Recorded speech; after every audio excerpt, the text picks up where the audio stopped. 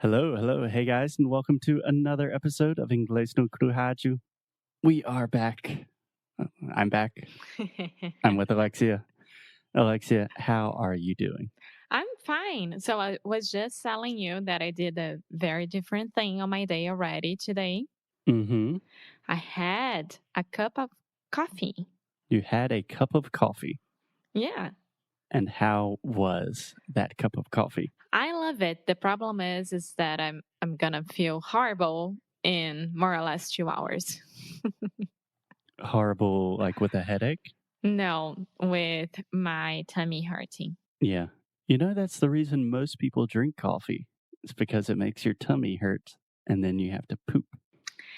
I thought it would be for them to be awake. Yeah, that's how you wake up because you realize you have to poop.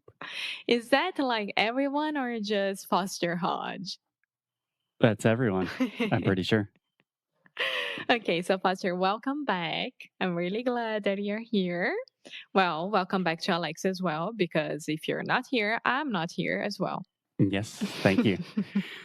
So today, Alexia, we are going to talk about words, beautiful words. And this comes from a recommendation from you. So do you want to explain a little bit about your recommendation for the podcast episodes today? Yes, so as you guys already know, I love discovering new things on TikTok.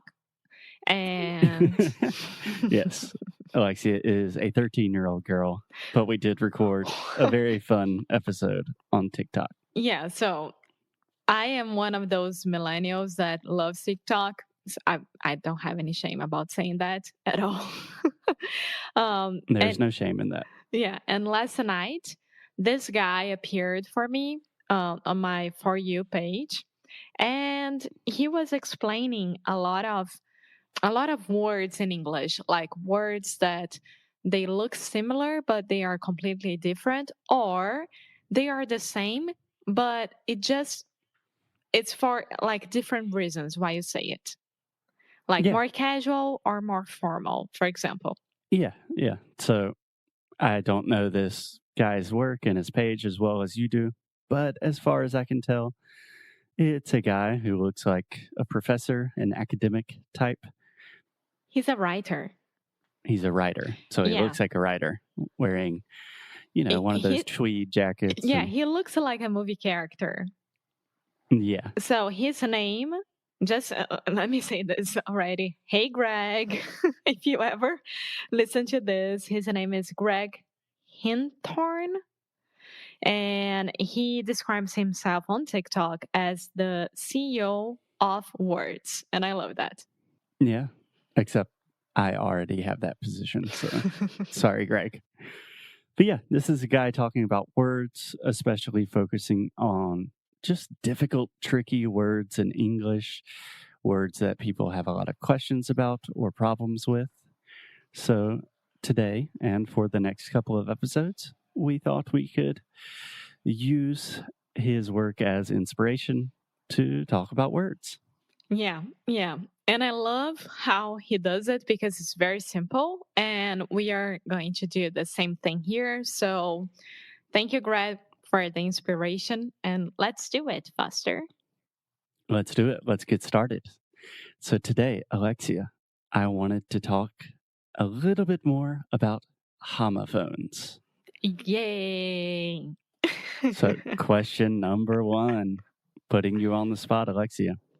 Do you remember what a homophone is? Yes, I do. Okay, so a homophone is when Homophone. you have the same sound for two different words, Precisely. like there and there. Yes. Or bear and bear. Yeah. Or Yes. your and your. Da, da, Alexis, da, da, da, da, da, da, da, da. great job, Alexia. So homophones are just two words with the same pronunciation. So we pronounce them in the exact same way, but they have different meanings. They have different definitions. Yes. Okay.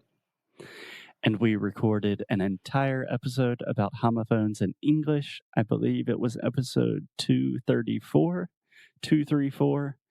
if you want to learn more about homophones. Yeah, we are going to leave it here on the show notes. Okay. So today, Alexia, I just wanted to start with two really, really common and really simple homophones. I think most of our listeners already know these ones, but it's always good to review a little bit and have some fun with them. Okay, let's do it. Okay. So the first group of homophones that we're going to look at today, Alexia, your and your. Ha, I knew it. Okay. So do you want to begin and try to explain the difference between your, Y-O-U-R, and your, Y-O-U''re? So one is you are with the apostrophe, and the other one is your, like it's from you. Yes. So one it's you are special, you're special, or the other one is like I like your shirt. Exactly. So just to clarify a little bit more, we have your, which is a contraction of you are. So a contraction is just when we are combining words, putting a little apostrophe and making them shorter. So you are transfers into your. Okay. Mm-hmm.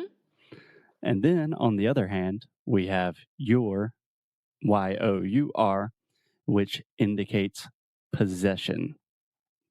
That is your microphone. Look at your beautiful face. Thank you. Okay, so let's begin with some examples. And I think that a lot of Americans, they get it wrong when they are writing, right? I feel that a lot of Americans, they don't know the difference as well. I think most people know the difference, but it is a mistake that a lot of people make when they are writing. And it's one of those really easy mistakes that if you see someone make this mistake, you're thinking, that was stupid. Okay. Okay, so Alexia, let's do this. I will give you an example with your, Y-O-U-R, to indicate possession, and then I want you to give me an example. Uh-huh. Okay, so let's imagine, Alexia, how is your day going? My day is pretty good. It's a sunny day. I didn't do much. I worked a lot. What about your day? Excellent. Ha. Excellent. So when we are saying your day, we are not saying that this day belongs to you, but we're talking about your day specifically, not someone else's day. This is yours. Does that make sense? Yes, it does. Okay. Can you give me another example of your, Y-O-U-R?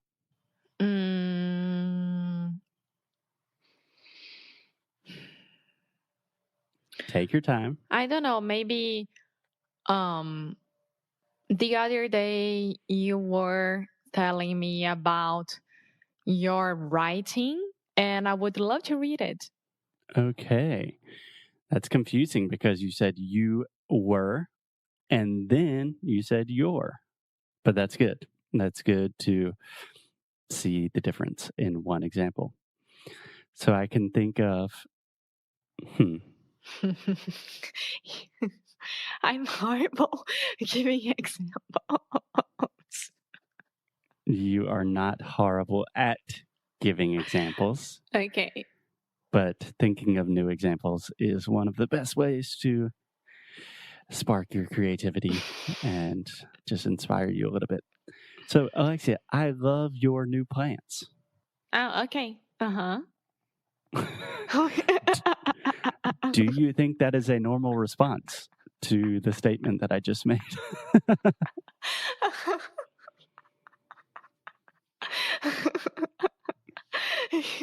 I'm glad that you like my new plants, Foster. because I don't know about my new plans at all. Okay. So this is a good example that kind of demonstrates the difference between your with possession and you are, which is the contraction. So if I say, Alexia, I love your new plants, and then you say, I don't know about my new plants, you see the connection between your and my. Yeah, it's my, those are my new plans. It's my possession. I had the idea. Exactly. So if you substitute the word your for my, and it still makes sense, that means that you should use your, Y-O-U-R, for possession. So if I say these are your plants and you say yes, they are my plants, then that's correct, right? It still makes sense. You were saying plants. Yeah. I understood plans. That's why now I got everything. Yes, I love my new plans as well. I took a lot of effort putting this together. Thank you. You're welcome. You are welcome. Yeah. Exactly. Okay. So now that that is clear, think about this example. You're welcome. So same pronunciation. I'm saying you're, just like more, but with the y sound at the beginning. You're welcome. Now try to substitute this for my. So instead of saying your, say my. It was my pleasure. Okay, good job. What I'm trying to show is if you say my welcome, it doesn't that work. doesn't make any sense, right? Because here we are using the contraction you are. So my welcome doesn't make sense. And that tells you that, okay, this should be the contraction you are your. You're welcome. Yeah. Okay, I get it. Plans and plants are really similar. We had to work with that. Plants, plans. Yeah, but if you hear this recording afterwards,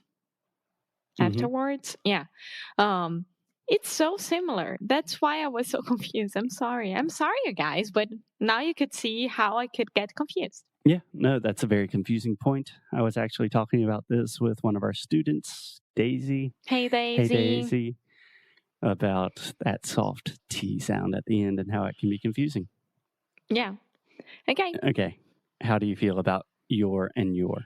I feel great, seriously, because you just need to understand if it's a possession or not. And then everything is easier. Yeah, absolutely.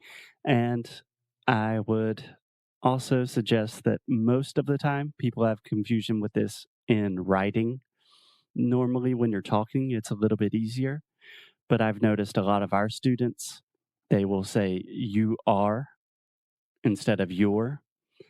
And that's not super common in spoken normal English. So if I say, you are going to the supermarket, that sounds really it sounds like a lot and robotic to me.